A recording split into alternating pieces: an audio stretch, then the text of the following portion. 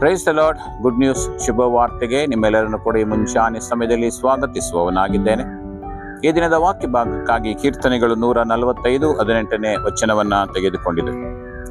ಯೆಹೋವನಿಗೆ ಮೊರೆ ಇಡುವವರು ಯಥಾರ್ಥವಾಗಿ ಮೊರೆ ಇಡುವುದಾದರೆ ಆತನು ಹತ್ತಿರವಾಗಿಯೇ ಇದ್ದಾನೆ ಎಂಬುದಾಗಿ. ಪ್ರಿಯರೇ, ಈ ವಾಕ್ಯ ಹೇಳಿದ ಹಾಗೆ ಯೆಹೋವನಿಗೆ ಮೊರೆ ಇಡುವವರು ಯಥಾರ್ಥವಾಗಿ ಮೊರೆ ಇಡಬೇಕು. ಪ್ರಾರ್ಥನೆ ಮಾಡುವವರು ಯಥಾರ್ಥವಾಗಿ ಪ್ರಾರ್ಥನೆ ಮಾಡಬೇಕು. ಪ್ರಾರ್ಥನೆ ಮಾಡುವಾಗಲೂ, ದೇವರ ವಾಕ್ಯವನ್ನು ಓದುವಾಗಲೂ, ಧ್ಯಾನ ಮಾಡುವಾಗಲೂ ನಾವು ಯಥಾರ್ಥವುಳ್ಳವರಾಗಿ ಎಲ್ಲ ವಿಷಯಗಳಲ್ಲಿ ದೇವರಿಗೆ ನಾವು ವಿಧೇಯರಾಗಿ ನಡೆಯಬೇಕೆಂಬುದಾಗಿ ದೇವರ ವಾಕ್ಯ ಹೇಳ್ತಾ ಇದೆ. ಪ್ರಿಯರೇ, ಈ ವಾಕ್ಯ ಹೇಳ್ತಿರುವ ಹಾಗೆ ಯೆಹೋವನಿಗೆ ಮೊರೆ ಇಡುವವರು ಯಥಾರ್ಥವಾಗಿ ತಗ್ಗಿಸಲ್ಪಟ್ಟವರಾಗಿ ಶುದ್ಧ ಮನಸ್ಸಿನೊಂದಿಗೆ ನಾವು ಮೊರೆ ಇಡಬೇಕು. ಆಗ ಆತನು ಹತ್ತಿರದಲ್ಲೇ ಇದ್ದಾನೆ ಎಂಬುದಾಗಿ ನಾವು ನೋಡ್ತೇವೆ. ಉದಾಹರಣೆಗೆ ನಾವು ಅನ್ನಳ ಜೀವಿತವನ್ನು ನಾವು ನೋಡ್ತೇವೆ. ಆಕೆ ಬಂಜೆ ಆಗಿದ್ಲು, ಆಕೆಗೆ ಒಂದು ಮಗು ಬೇಕಾಗಿತ್ತು. ಆದರೆ ಆಕೆ ದೇವಾಲಯಕ್ಕೆ ಹೋಗಿ ಯಥಾರ್ಥವಾದ ರೀತಿಯಲ್ಲಿ ಪ್ರಾರ್ಥನೆ ಮಾಡಿದ ಕಾರಣದಿಂದ ದೇವರು ಆಕೆಯ ಮೊರೆಯನ್ನ ಕೇಳಿ ಒಂದು ಮಗುವನ್ನ ಆಕೆಗೆ ದಯಪಾಲಿಸಿದರು ಎಂಬುದಾಗಿ ನಾವು ನೋಡ್ತೇವೆ.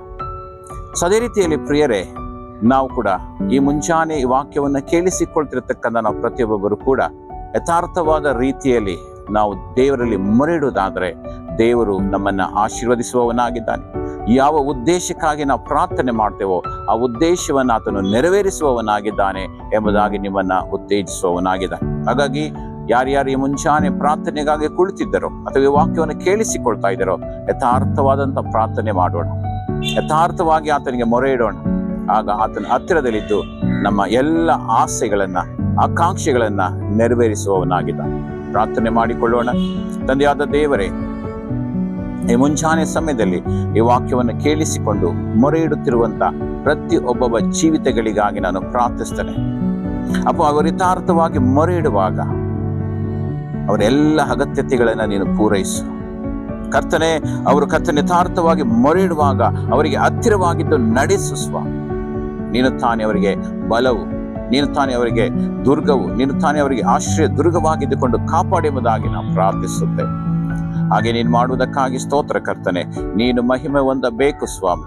ಪ್ರಾರ್ಥನೆ ಕೇಳಿದಕ್ಕಾಗಿ ಸ್ತೋತ್ರ, ಘನ ಮಾನ ಮಹಿಮೆ ನಿನ್ನೊಬ್ಬನಿಗೆ ಸಲ್ಲಿಸುತ್ತಾ ಯೇಸು ನಾಮದಲ್ಲಿ ಪ್ರಾರ್ಥಿಸ್ತೇವೆ ತಂದೆಯಾದ ದೇವರೇ, ಆಮೆನ್. Praise the lord.